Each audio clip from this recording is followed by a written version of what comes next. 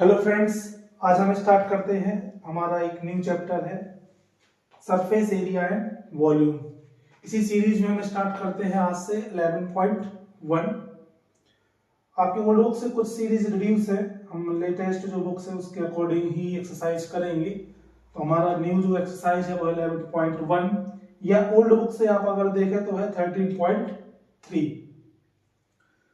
तो इसका first question है, सबसे पहले हम कुछ डिस्कस कर लेते हैं अबाउट सर्कुलर कोन के बारे में। राइट सर्कुलर कोन क्या होता है? आपने आइसक्रीम खाया होगा। आइसक्रीम कोन क्या होता है? किसके फॉर्म में होता है? कोन के फॉर्म में होता है। या आपने बर्थडे केक देखा होगा, वो भी क्या होता है? कोन के फॉर्म में होता है। तो कोन में क्या होता है, कुछ इसका बेसिक फीचर्स देख लें। तो क्या होता है, इसमें एक हाइट होती है। परपेंडिकुलर जो हाइट देखा जाए, अगर इसको बोलेंगे तो ये क्या होगा? एक इसका हाइट होगा, इसको क्या बोलेंगे? हाइट। ओके, देन ये क्या होगा? आपका रेडियस। ठीक है, ये कहलाएगा इसका क्या? डायामीटर। ठीक है, ये कहलाएगा आप इसका L. Slant height. Slant height को क्या बोलते हैं? अगर आपको लिखना चाहें तो आप यहां पे लिख सकते हैं L is equal to slant height. L क्या होगा यहां पर? स्लांट हाइट, या इसको हिंदी में त्रियक ऊंचाई भी बोलते हैं। त्रियक ऊंचाई या फिर तिरछी ऊंचाई।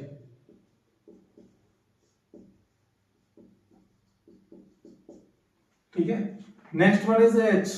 H क्या होगी? Simple height. ठीक है ना, जो उसके बेस से परपेंडिकुलर नापी जा वह कहलाएगी उसकी हाइट। R फॉर होगी radius and D for is diameter. ठीक है ना, ये कुछ इसका बेसिक्स था। जो अभी अगर हम इसमें देखें कर्व्ड एरिया,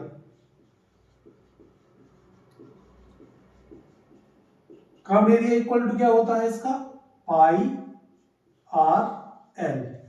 ठीक है ना, then total surface area. Total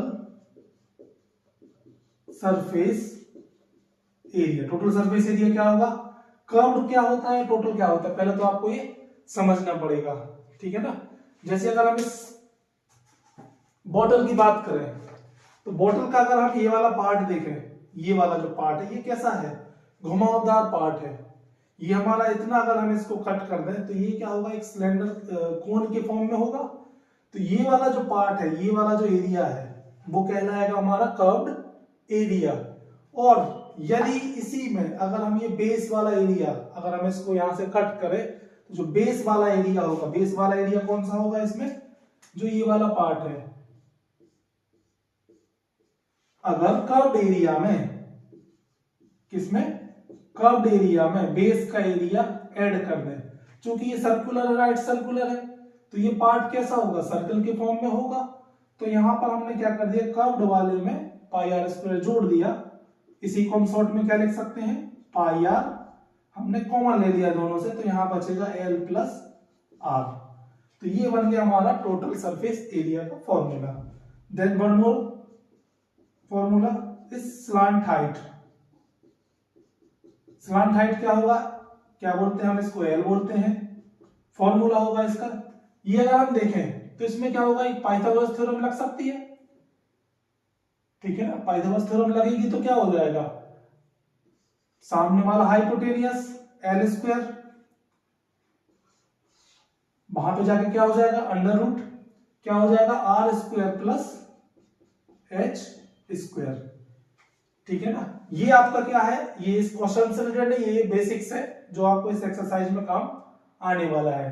ठीक है ना, क्या क्या होता है? कर्व्ड एरिया मतलब घुमावदार एरिया जो होगा। Total surface area, curved area में plane surface area. Plane surface मतलब जो फ्लैट है, कौन सा रहेगा उसका? अगर हम कोन को देखें तो कोन को जब रखते हैं तो वो कैसा होता है? उसका एरिया फ्लैट होता है। कर्व्ड एरिया, फ्लैट एरिया को ऐड करेंगे तो हमारा मिल जाएगा total surface area. Total total मतलब क्या होता है, एक या दो चीज का सम। तो ये किसका सम है, curved area plus flat area का सम होगा। और एल, एल क्या है यहाँ पर, स्लांट हाइट, जिसका फॉर्मूला क्या होता है, r square plus h square. ठीक है ना। तो हम यहाँ पे अब इसको रफ कर रहे हैं। अब हम आते हैं अपने क्वेश्चंस वाले पार्ट पर।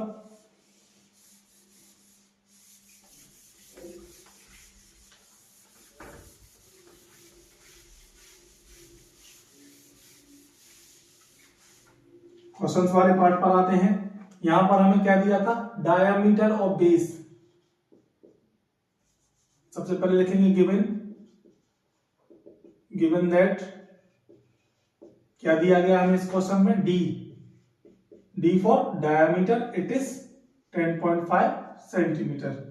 तो इसका रेडियस क्या हो जाएगा, जो रेडियस होता है वो क्या हो जाएगा, इसका हाफ हो जाएगा, 10.5 सेंटीमीटर अपॉन 2 क्या किया हमने, इसका हाफ किया। अब हम आगे कैलकुलेशन इजी करने के लिए क्या कर सकते हैं, इसका पॉइंट हटा देंगे, जिससे यहां पर एक जीरो अप्लाई कर सकते हैं, क्योंकि हम पॉइंट में कैलकुलेशन को अवॉइड करते हैं। ठीक है। Then value of l and its slant height. Slant height क्या दिया गया है, एल दिया गया है, जो कितना है 10 सेंटीमीटर। अब हमें क्या निकालना, find its curved area. So we know that, हम जानते हैं, क्या जानते हैं, कर्व सरफेस एरिया,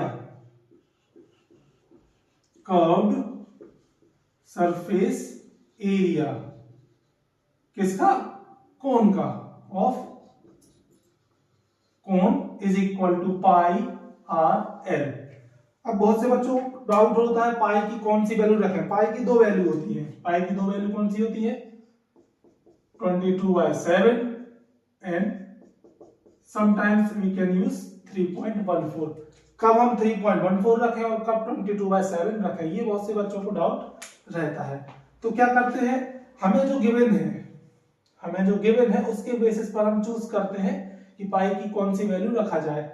जब भी मल्टीपल 7 के मल्टीपल में दिया हो, क्यों, क्योंकि अगर हमें यहां पर हम देखें पाई की वैल्यू 22/7 रखा, क्यों रखा मैंने, क्योंकि यहां पर जो r दिया गया है वो 105 दिया है, जो क्या है 7 का मल्टीपल।